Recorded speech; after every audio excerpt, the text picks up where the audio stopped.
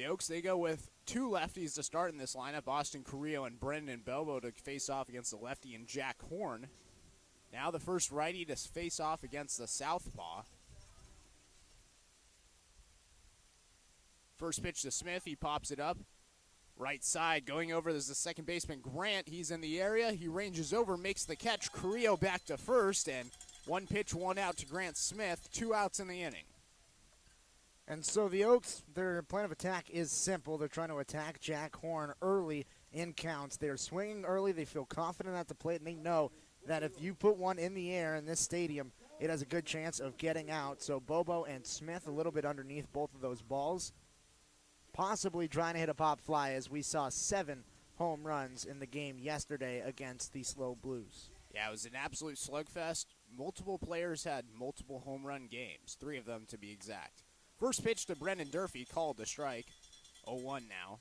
So Carrillo at first after the bunt single, but then back-to-back flyouts in the infield, one from Bobo and one from Grant Smith, and already 5 pitches in, 2 outs. 0-1 the count to Durfee, the catcher.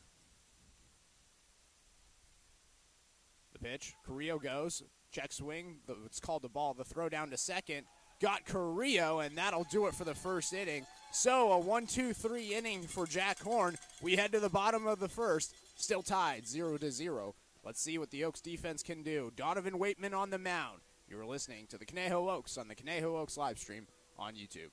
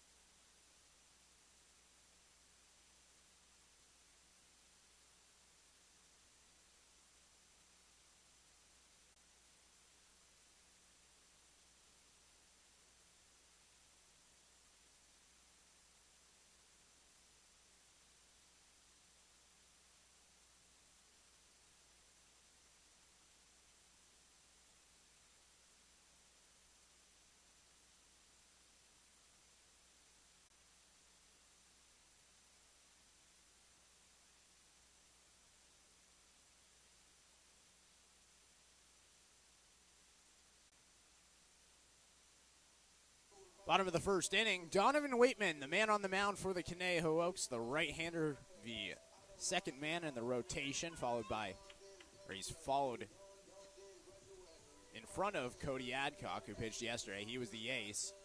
Adcock got the loss yesterday against the Blues. The Blues, they ended up beating the Healdsburg by Bobo. It's an out, 1 pitch, 1 out to Mason Holt. And that's a really good play by both Naviak and Bobo. The backhand by Naviak on the turf field, able to pick it, and then off his back foot, throw to first base. And on a short hop, Brendan Bobo able to field it as well to make sure that the leadoff hitter in Mason Holt doesn't get on base. And that is a tall task because Mason Holt bats over 400 for the season. So he is a tough out, and getting him out first is a good sign for the Oaks. Yeah, 3 hitters on the Potters are hitting over 400. 8 are hitting over 300 on the year, so it's a very offensive-heavy lineup for the Potters.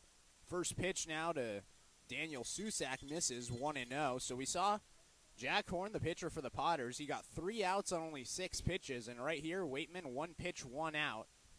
And now 1-0 the count to Daniel Susak, the DH. The pitch in. Out of Susak. Donovan Waitman this season, 3-0 with a 3.27 ERA, although that ERA is a little bit higher than it is. He pitched against the Academy Barons, but the stats for that game are not inputted. But he's 3-0 on the year with a win in that game. The 2-0 misses below the knees. Now the count's 3-0.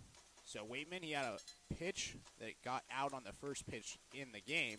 Now 3 straight balls. And a 3-0 count to Daniel Susak.